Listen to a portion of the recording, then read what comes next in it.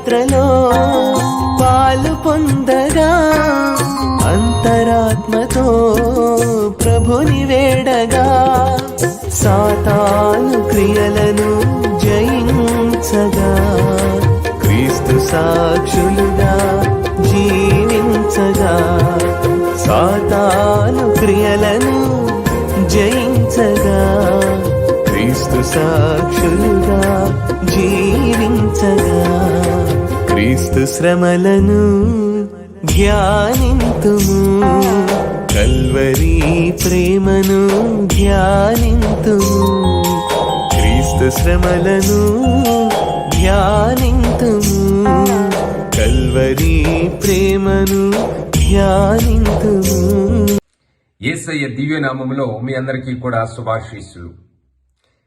తపస్సు కాల మొదటి ఆదివార ధ్యానాంశానికి మేమందరినీ కూడా ఆహ్వానిస్తూ ఉన్నాను. మన దేవుడు రక్షించు దేవుడై ఉన్నాడు. మన దేవుడు మన జీవితాలను ఏ విధంగా రక్షించుకోవాలో నేర్పిస్తూ ఉన్నాడు. దానికోసం ఆయన మనకు ఇచ్చినటువంటి ఈ కృప రక్షణ సమయం ఈ తపస్సు కాలం.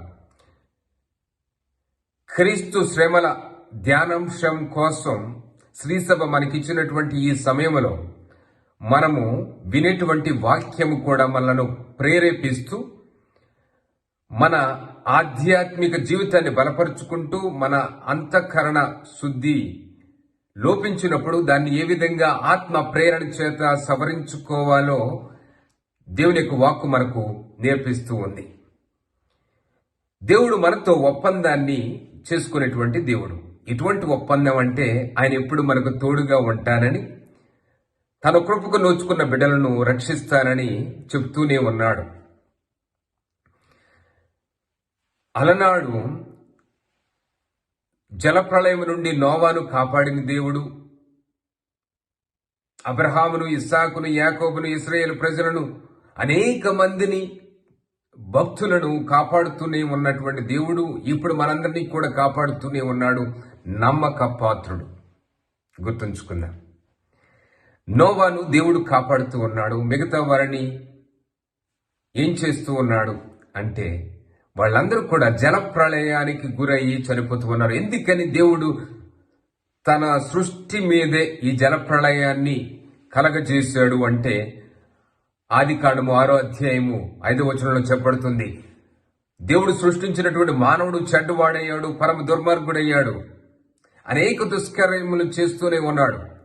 చివరికి దేవుని యొక్క హృదయాన్ని కూడా నొచ్చుకునేటట్లు చేశాడు. కాబట్టి దేవుడు యావగించుకున్నాడు, కోపగించుకున్నాడు, తుదముట్టించాలనుకున్నాడు, జల ప్రళయాన్ని కలుగజేస్తూ ఉన్నాడు. కానీ నోవాను ఎందుకు రక్షిస్తూ ఉన్నాడు? అతడు దేవుడికి ఇష్టడై జీవించాడు, మచ్చ లేకుండా బ్రతికాడు, దేవునికి సహచరుడై బ్రతికాడు, దేవుని కృపకు నోచుకున్నాడు. ఇది గొప్ప విషయం. ఏ సందర్భమైనా, ఏ సమయమైనా, ఎన్ని కష్టాలు వచ్చినా మనము దేవుని కృపకు కాచుకొని ఉన్నట్లయితే, మన జీవితాలలో మచ్చ లేకుండా ఉన్నట్లయితే, విశ్వాసమే మన ఆయుధమైతే దేవుడు మనల్ని రక్షించడానికి సంసిద్ధంగా ఉన్నాడు.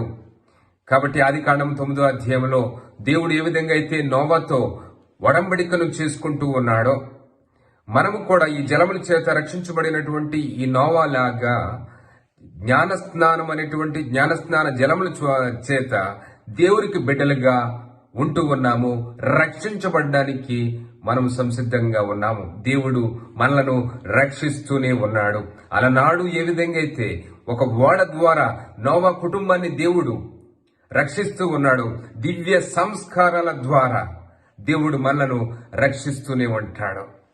పునీత పేతురు గారు తను రాసినటువంటి మొదటి లేఖ 3వ అధ్యాయం వచనములు 18 నుండి 22 వరకు ఈనాటి 2వ పట్టణంలో మనకు తెలియచేస్తూ ఉన్నారు. నోవా అతని కుటుంబం ఏ విధంగా అయితే జలముల చేత రక్షించబడుతూ ఉందో, మనము కూడా జ్ఞానస్నాన జలముల చేత దేవునికి బిడ్డలవుతూ రక్షించబడుతూ ఉన్నాము. ఇహలోక యాత్రలో మనం ఉంటూ ఉన్నప్పుడు మనకు కూడా యేసు ప్రభుకు సంభవించినటువంటి సందర్భాలు మనకు కూడా వస్తాయి. ఎడారి లాంటి జీవితం, శోధనలు, వన్యమృగముల లాంటి జంతువుల లాంటి స్వభావాలు మన ముందే కళ్ళెదిరే తిరుగుతూ ఉంటాయి. ఎప్పటికప్పుడు ఒక క్రైస్తవుడు కనిపెట్టుకుని జీవించాలి. క్రీస్తును మాతృకగా తీసుకొని ప్రభువులో నూతనీకరించబడ్డానికి సిద్ధంగా ఉండాలి.